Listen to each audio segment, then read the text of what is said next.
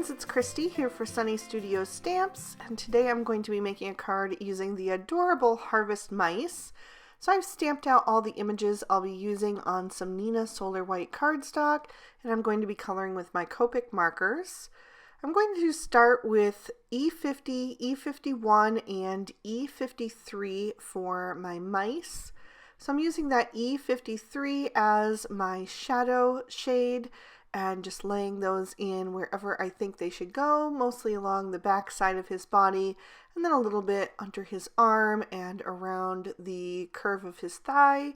And then I'm blending that out with the E51, just making that color nice and soft so that I can come in with that E50 and blend that out.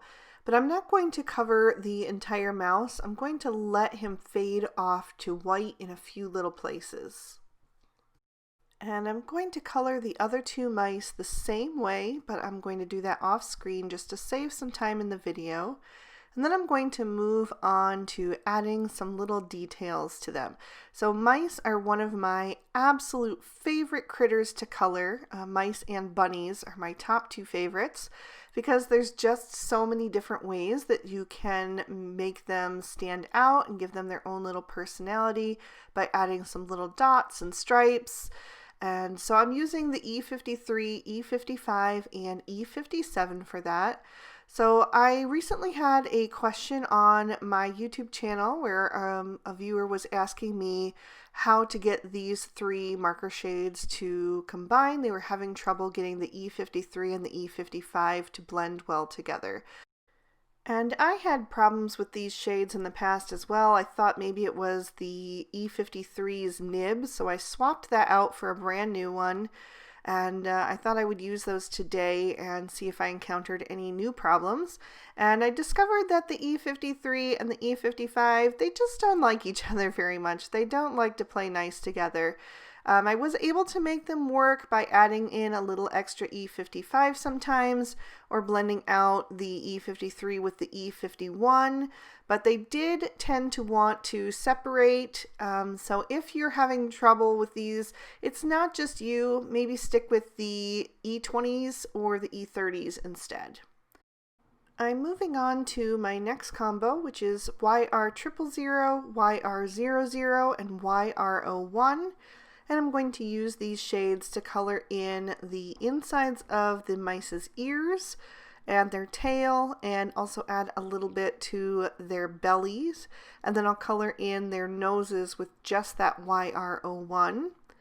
So I'm just kind of flicking the color in softly so I get a nice fade that's going to match with the rest of their body. I'm moving on to the wheelbarrow, and I wanted that to be a nice bright pop of red on the card, but I didn't want anything too bright because this is going to be a fall theme card, so I wanted to use something that had a little bit more of a dusty tone to it. So I'm using R46, R56, and R59 for that. And I started with that R59, just kind of laying in some stripes to separate the different boards that are made up of this wooden wheelbarrow. And then also just the different parts of it, adding a little line of that as well. I'm also going to add a little color to the spokes of the wheel. And then I'm going to begin to blend that out with the R56, which is a really dusty shade. That one has a lot of gray tone in it. So I'm just going to bring that color up a little bit further and fill in about halfway of each of those boards. And then I'll bring in that R46, which is going to add a nice pop of brightness. This one is almost a wine red. It's really vibrant, but still in keeping with those fall tones. And I am coloring right over that R56 as well because they don't really transition well into each other, but having that R56 under part of the R46 just adds a bit more depth. For the wheel, I'm going to use C3, C5, and C7, and I'm starting underneath that bar and putting in a shadow with the C7, and then I'm going to add a little bit of that on the opposite side. And then I'll blend that out with the C5, just kind of bringing those shades to meet each other. And then I'll fill in the white space that remains with that C3. And I also colored in that center part of the wheel with just the C3. And now I'm moving on to my pumpkins. So I'm going to use a couple different shades for these. The first one that I'm doing is kind of a dusty orange as well. This one is YR12, YR14, and YR18. I added that YR18 down at the bottom and went up in a flicking motion, and then used the YR14 and then came in at the top with the YR12. I'll do a couple more off screen as well as the little mouse pumpkin. And then for the next combo, I'm going to do a little bit of a brighter shade with the YR04, YR07, and YR09. Still coloring bottom to top so that I have that nice highlight where the sun would hit at the top of the pumpkin. And I'll do a few more in that combo as well. And then I decided to do a couple in green. I always love the green gourds that they have as well, so I thought that might be fun to just add something different. So I'm using G40, G43, and G46 for those, just doing two little small ones. And then I'm also going to use the G46 and G43 to color in some of the tops of the pumpkins, a little stem. I'm going to use that combo on the duller of the pumpkin shades. And then for the brighter pumpkin shades, I'm using G24 and G28. I'm going to use that combo on the green gourds as well. And then I'll trim these images out with their matching dies. For my background, I've taken a piece of Bristol smooth surface cardstock, and I'm going to create a background using some Distress Oxide inks. The first color that I'm using down at the bottom is Twisted Citron. I'm going to bring that down for some grassy area and let that kind of fade off at the top. I want it to be nice and bold down at the bottom and then get softer and softer as it goes up. So I'm going to use lighter pressure at the top and a little bit heavier on the bottom. And then to darken that up, I'm going to bring in some mowed lawn down at the very bottom as well. So I'll just blend that on, and then once I have enough of that there to my liking, I'll go back with my Twisted Citron and just blend the transition area there.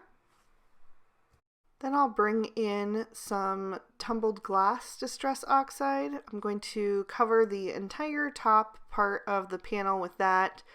So I'm going to bring that in from almost the top edge and then bring it down towards the Twisted Citron. I'm going to let those two kind of meet up together because the blue and the green are going to make a pretty kind of darker green shade, almost like a turquoise, but it's real soft. And then I'll go back over the transition again with that Twisted Citron. But I wanted the sky to get a little bit darker as well, just like the bottom edge. So I'm also going to bring in some faded jeans. Now I don't want this to get too dark, so I'm going to tap some of that ink off on the side and then bring that onto my panel and go across the top edge completely before I start to pull that down into the tumbled glass.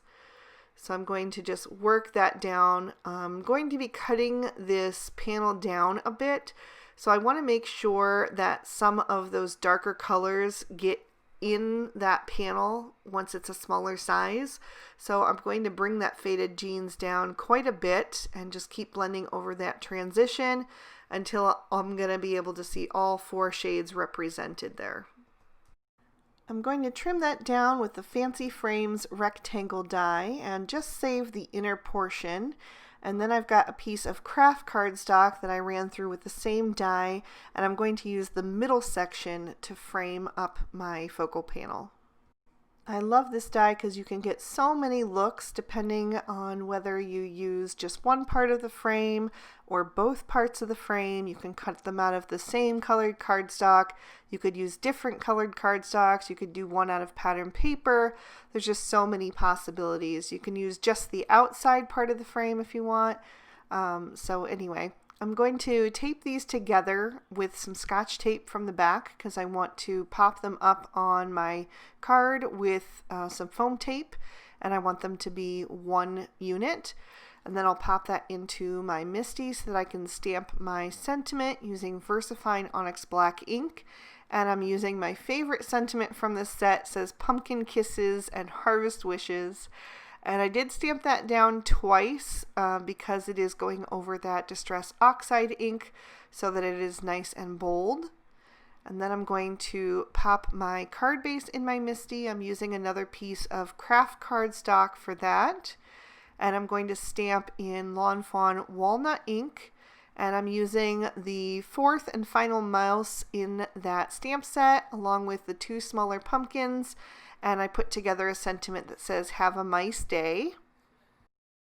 So now I'm ready to put together my focal panel and start adhering my images. I'm using some liquid glue to attach all of them. And I'm going to begin with the wheelbarrow because I want to make sure that that is centered just right on the card.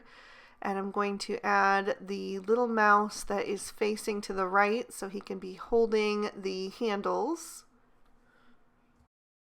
Then I'll take one of the big pumpkins and I'm going to add that inside the wheelbarrow. I'm going to put that to the right side of the wheelbarrow and make sure that that stem is not covering up any part of the sentiment but kind of pointing your eye up toward it. Then I'm going to take one of the medium-sized pumpkins in the brighter tone and add that over to the left of it. And I'll take one more and just stack that right above.